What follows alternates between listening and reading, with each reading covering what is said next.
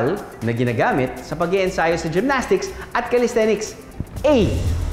Pull-up bar. B. Horizontal bar. C. Gymnastic bar. Or D. Monkey bar. A. Pull-up bar. Pull-up bar. A. Pull-up bar.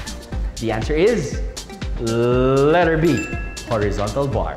Sino ang kinikilala na father of gymnastics? A. Friedrich Ludwig Jahn. Letter B. Beethoven. C. Stephen Hawking. D. Albert Einstein. C. C. Letter A. A. The answer is letter A. Friedrich Ludwig Jahn. Best in balancing act din ng isa pa nating kaahan na si Jeward. Ang pagtawid sa lubid at alambre, nga manilang daw niya. Partida, may hawak pa yung buko sa magkabilang kamay, ha?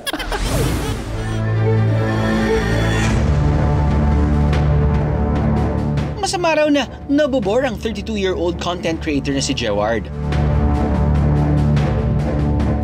Dahil nung wala siyang ginagawa noong pandemya, ang pinagkakabala niya, tumawid sa lubid.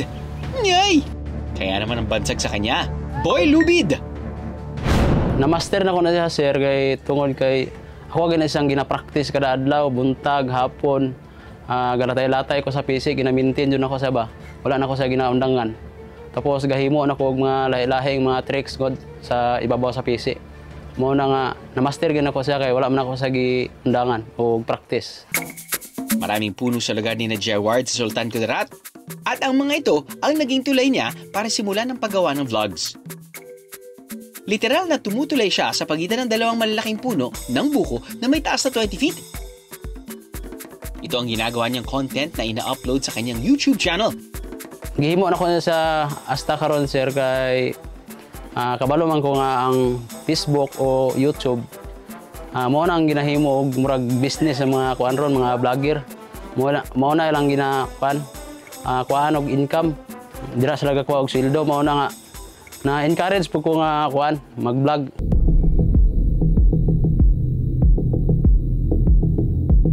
Dagan! Mahuwasin ko!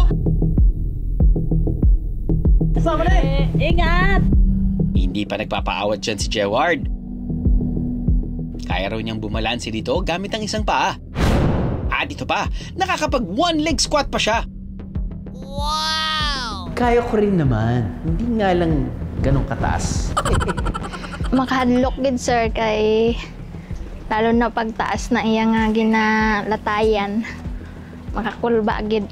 Kay ako gani, hindi man ko mag-video sa iya taga-ensayo niya. Mga utod niya lang, sir, eh. Pero singtigas daw ng buko ang ulo ni Jeward. Dahil kahit ilang beses siyang pagsabihan at pagbawalan ng asawang si Love Grace, tuloy-tuloy pa rin siya sa kanyang boys-boy stunts.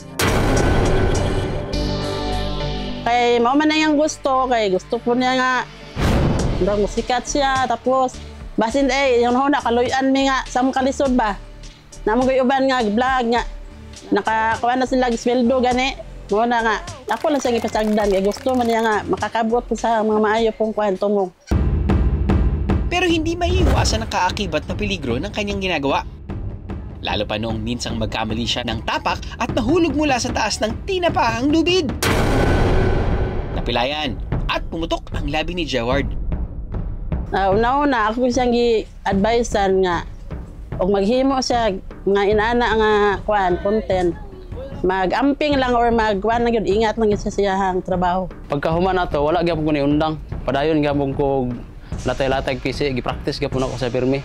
Ako siyang gi-master og maayo. Og ako ang gi-improve ba. Tapos ako ang gipataas nga pataas ang akong ginalatayan ba.